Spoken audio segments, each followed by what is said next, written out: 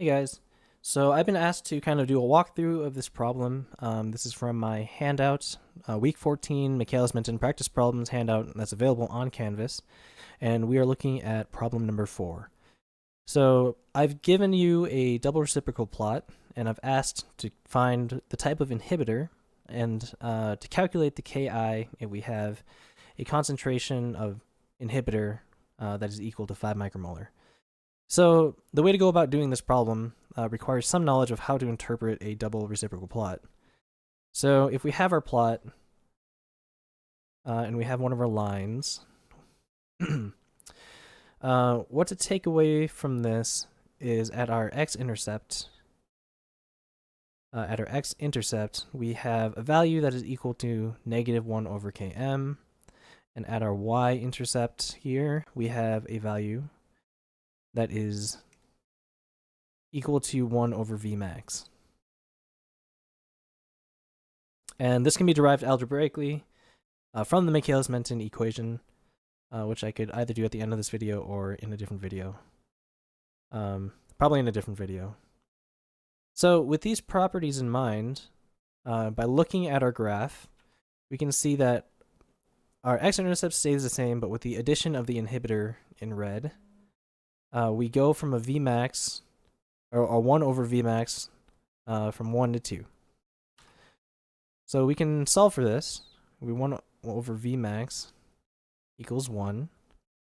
That means our Vmax is just a reciprocal of this. So it's going to be 1 of whatever unit it's going to be. And in this case, it doesn't really matter what the unit is. Let's just pick micromolar per second. So now if our Vmax, 1 over Vmax is going from 1 to 2,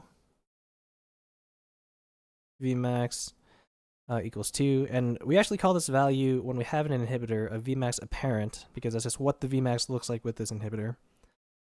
This means our Vmax apparent is going to be equal to 1/2 or 0.5 micromolar per second. So we know our Vmax is changing, we know our Km is staying the same, and this is a property of a non-competitive inhibitor.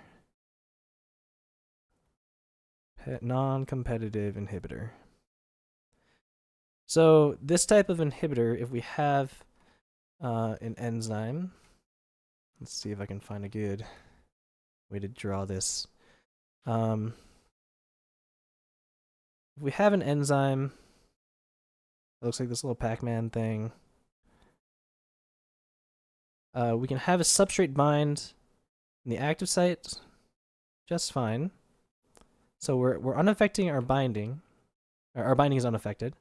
And our inhibitor binds at some allosteric site in the enzyme.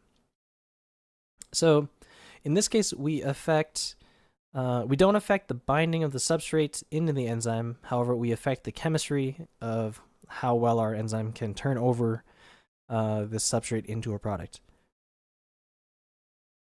So that means, as we kind of interpreted before, Km stays the same, Vmax changes. So since we know our Vmax apparent is 0.5 micromolar per second, which went down from our 1 micromolar per second, what we can rationalize from our properties that we should be familiar with is, with the non-competitive inhibitor, our Vmax goes down by a factor of your inhibitor impact factor. So what this is just 1 plus concentration of inhibitor over Ki. In this case, we know we're going down by a factor of 2. We're going from 1 micromolar per second to 0.5 micromolar per second. So we know we're going to be dividing it by 2. So we have 2 equals 1 plus concentration of inhibitor over Ki. And I gave you that our concentration of inhibitor is 5 micromolar. So we can solve for this, solve for our Ki, and go from there.